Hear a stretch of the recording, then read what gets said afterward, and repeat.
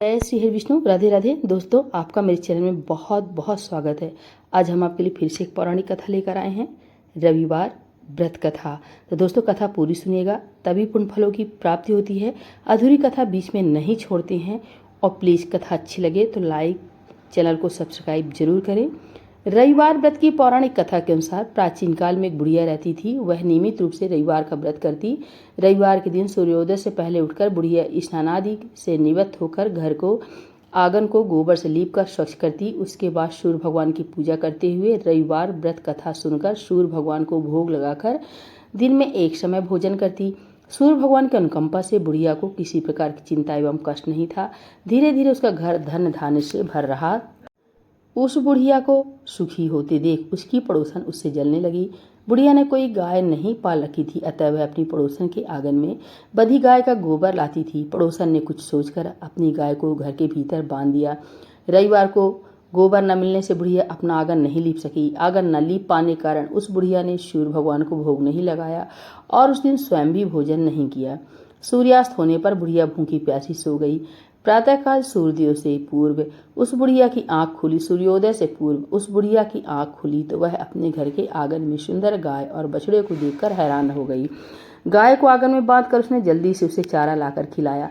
पड़ोसन ने उस बुढ़िया के आंगन में बंधी सुंदर गाय और बछड़े को देखा तो वह उससे और अधिक जलने लगी। तभी गाय ने सोने का गोबर किया। गोबर को देखते ही पड़ोसन की आंखें फट गईं। पड़ोसन ने उस बुढ़िया को आसपास ना पाकर तुरंत उस गोबर को उठाया और अपने घर ले गई तथा अपनी गाय का गोबर वहां रखाई। सोने के गोबर से पड़ोसन कुछ ही दिनों में धनवान हो गई। गाय प्रतिदिन सूर्योदय से पूर्व सोने का गोबर किया करती थी और बुढ़िया के उठने के पहले पड़ोसन उस गोबर को उठाकर ले जाती थी। बहुत दिनों तक बुढ़िया को सोने के गोबर के बारे में कुछ पता नहीं चला। बुढ़िया पहले की तरह हर रविवार को भगवान सूर्यदेव का व्रत करती रही और कथा सुनती रही। लेकिन सूर्य भगवान को जब पड़ोसन की चालाकी का पता चला तो उन्होंने तेज आंधी चलाई। आंधी का प्रकोप देकर बुढ़िया ने गाय को घर के भीतर बांध दिया। सुबह उठकर बुढ़िया ने सोने का गोबर देखा। उसे बहुत आश्चर्य हुआ। उस दिन के बाद बुढ़िया गाय को घर के भीतर बांधने लगी। सोने के गोबर से बुढ़िया कुछ ही दिन में बहुत धनवान हो गई। उस बुढ़िया के धनी होने से पड़ोसन बुरी तरह जल भुनकर राख हो गई और उसने अपने पति को समझा बुझाकर उसे नगर के राजा के पास भेज दिया। सुंदर गाय को देखकर राजा बहुत खुश हुआ। सुबह जब राजा ने सोने का गोबर देखा तो उसके आश्चर्य का ठिकाना ना रहा। उधर सूर्य भगवान को भूखी प्यासी बुढ़िया को इस तरह प्रार्थना करते देख उस पर बहुत करुणा आई।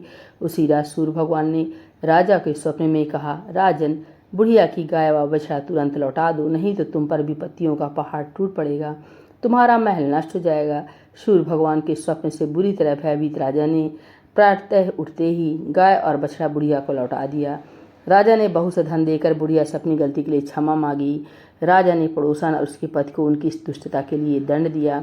फिर राजा ने पूरे राज्य में घोषणा कराई कि सभी स्त्री पुरुष रविवार का व्रत किया करें। रविवार को व्रत करने से सभी लोगों को घर धन धान्य से भर गए। राजतय में चारों ओर खुशहाली छा गई। स्त्री पुरुष सुखी जीवन यापन करने लगे तथा सभी लोगों के शारीरिक कष्ट भी दूर हो गए। तो बोलिए सूर्य भगवान की जय, श्री लक्ष्मी नारायण की जय, भोलेनाथ भगवान की जय।